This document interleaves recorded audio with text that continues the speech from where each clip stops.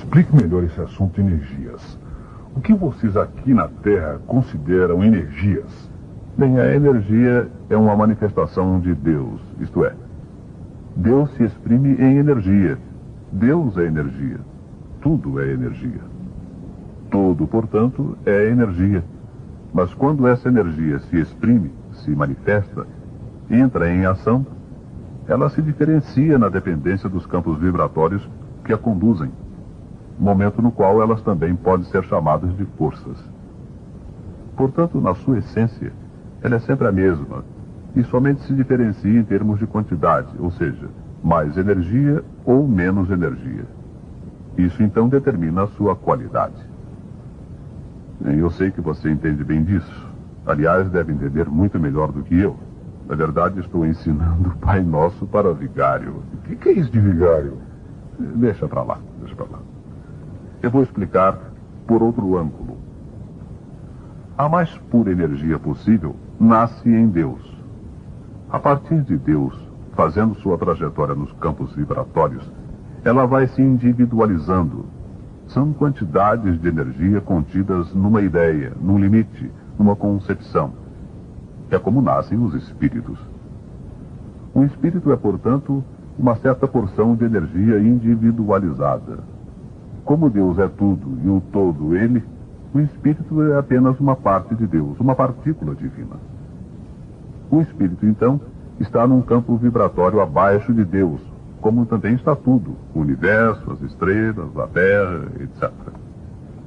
A partir daí, tudo depende das vibrações que aqui na Terra nós medimos. Tem só na Terra que existe relógio, cronologia, em termos de vibrações por segundo. Assim, na superfície do planeta Terra, as vibrações variam de 1 a 16 vibrações por segundo. Por esse motivo que a nossa personalidade, o ser humano, é essencialmente negativo, uma vez que tudo está inserido nessa energia densa, concentrada, pesada, medindo de 1 a 16. Bem, meu caro Tumushi, você saiu bem na explicação das energias. Na verdade, o assunto é um pouco mais complicado, mas eu não vou exigir que na sua limitação de encarnado você possa saber mais. Mas estou percebendo que, para você me dar uma resposta a respeito do vale, você está rodeando muito. Admito que para você não seja fácil, mas simplifica um pouco, Tumushi. Bem, meu amigo EP, agora eu já posso simplificar porque caímos no problema personalidade. O que estamos sofrendo aqui no Vale é de excesso de personalismo, o que resulta num excesso de manipulação de energias negativas. Estamos usando em excesso a força da terra, a força do jaguar, que significa felino, sangue, ectoplasma, magnético animal. É só isso. Mas deixa-me explicar o que nós, aqui na Terra, conceituamos como personalidade. A palavra persona foi criada pelos gregos para denominar uma máscara que era usada nos teatros gregos. Como os teatros eram estádios abertos, onde cabiam milhares de pessoas, se chamavam, na verdade, anfiteatros, esses estádios abertos. Os artistas usavam uma máscara maior que seus rostos, na qual eram acentuadas as definições do personagem que o artista ia representar. Assim, um vilão tinha a máscara feia, uma boca retorcida para baixo. Um cômico tinha um ar de riso, etc, etc. A boca dessas máscaras era entreaberta e servia de amplificador para a voz. Daí derivou a palavra personalidade, quer dizer, a personificação. A máscara que usamos na representação do nosso papel kármico aqui na Terra. Para cada vida, cada encarnação, temos uma personalidade diferente. Às vezes somos mocinhos, outras vezes vilões e em outras apenas cômicos. Mas a personalidade não é indicativa do grau de evolução do espírito. O espírito é o artista, e tanto pode representar um papel de mocinho, como pode viver um papel de vilão, tudo dependendo do enredo kármico em que está inserido. É por esse motivo que Jesus, o grande mestre, deu ênfase especial à lei do não julgamento. Mateus, capítulo 7, versículos 2 a 5 e outros. Esse fato só pode ser bem entendido se considerarmos o conjunto que compõe um ser humano. Ou seja, personalidade e individualidade nas luzes das leis kármicas e crísticas. Como disse há pouco, estamos sendo muito personalistas. Estamos dando vazão demais aos nossos temperamentos, nossas vontades, e não à vontade de Deus. E isso acontece em geral em todo o corpo mediúnico? Essa é exatamente a pergunta que gostaria que não fizesse. Somos uma corporação, e todos sofremos os efeitos do que qualquer membro dessa tribo faz, pois não somos um conjunto de personalidades, e sim um conjunto de individualidades. Neiva nunca nos agraciou com os títulos que temos na Terra. Nunca nos chamou de doutores ou distinguiu qualquer de nossas posições humanas. Ela nos revelou e nos credenciou com os títulos de nossas individualidades transcendentais, as coisas que nós conquistamos e não sabíamos nas muitas encarnações. Ela revelou as nossas inclinações, nossas linhas vocacionais, aquilo que nós aprendemos a fazer melhor através dos milênios de nossa evolução. Nisso consiste a sabedoria e grandeza de Neiva. Ela nunca se preocupou com nossa personalidade kármica. Ela sempre nos consolava, passava sua bendita mão sobre nossas cabeças, nos ajudava a viver nossas dores e nossos ais, mas nunca nos recriminava. Ela nos aceitava como nós estávamos sendo e nos despertava para o que éramos realmente nas nossas individualidades. É por isso que quando damos muita vazão aos nossos temperamentos, nós não temos emanação. Somos como sinos que tocam, mas não tangem, como diria Paulo de Tarso. Essa é a grande sutileza que o Evangelho nos ensina. Quando falamos apenas com nossa personalidade, nossas palavras refletem as leis da Terra e as dificuldades de entendimento que disso resultam. Nas leis que regem o planeta, nada é completo, nada se realiza, nunca existe justiça, mas tão somente o karma.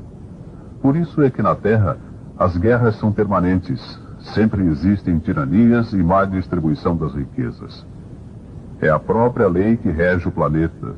Deus o fez assim, tudo provisório, transitório, para que nunca nos apegássemos demais e um dia possamos morrer para ele, para o planeta Terra.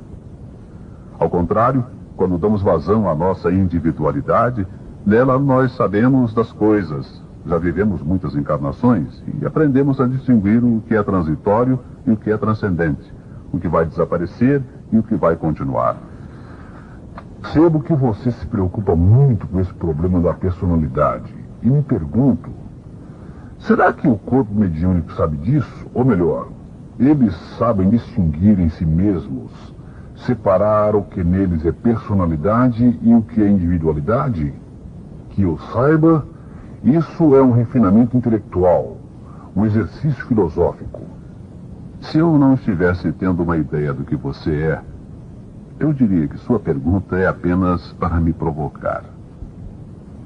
Nesse momento, você está parecendo com um velho amigo meu que costumava dizer que eu prego as minhas teorias e minha filosofia. É que ele, esse meu amigo, se esquece que nós aqui, nesta bendita doutrina do amanhecer, não aprendemos com nosso intelecto ou nossa cultura escolar. Na verdade, predomina em nossa corporação a meia cultura e muito analfabetismo. Mas isso não tem a mínima importância.